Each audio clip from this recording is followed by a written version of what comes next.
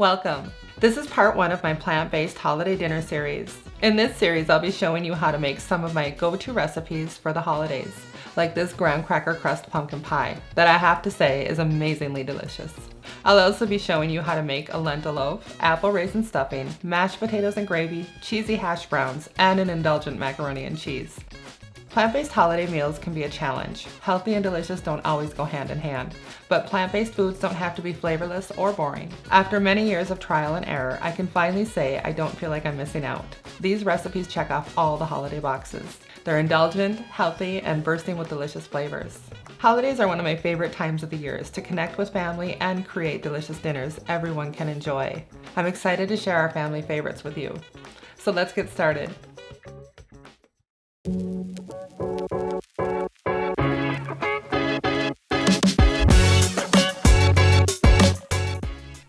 Okay, so the first thing we're going to do is grab the graham crackers and put them in the food processor. The recipe calls for 12, but I'll be doubling it, so I'm using 24. And you could also use like a plastic bag and crush them with a rolling pin, but I have the food processor and it works pretty well.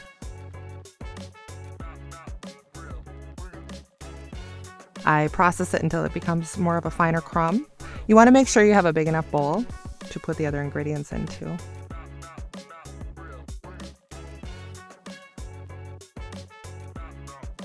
Okay, and then next you're going to add your pecans.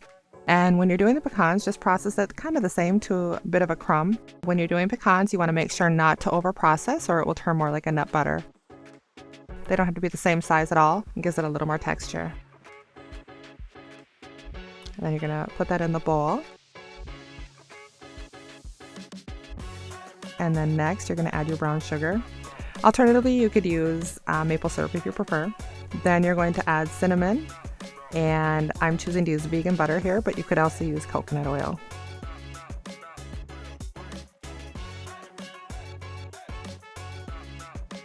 Okay, so once that's combined really well, you're going to add that to the pie pan.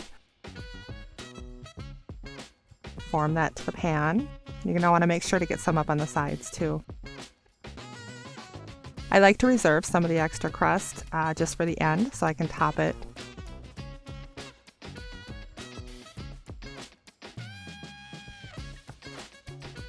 And then we're going to bake that in the oven.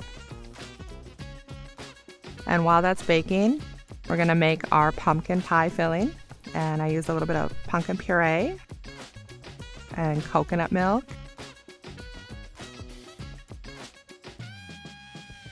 And then we're going to add our maple syrup. Again, if you want to use brown sugar, you're fine to use that, agave syrup.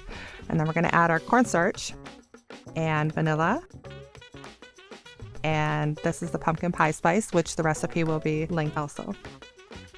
And then we're going to also add salt.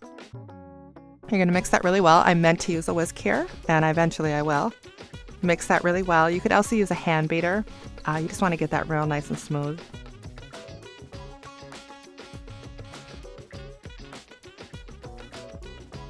All right, around that time, your pie crust should be done. I'm going to take that out. And then we are going to put the pumpkin mixture into the pie. Not going for perfection, but make it look nice. And that is it. It's ready to bake now. You're going to bake this for about 50 to 60 minutes. When it's done, it will have a little bit of a wiggle, but not too much. You're going to take it out and let it cool. And once it's cooled down a bit, you're going to let it chill in the refrigerator overnight.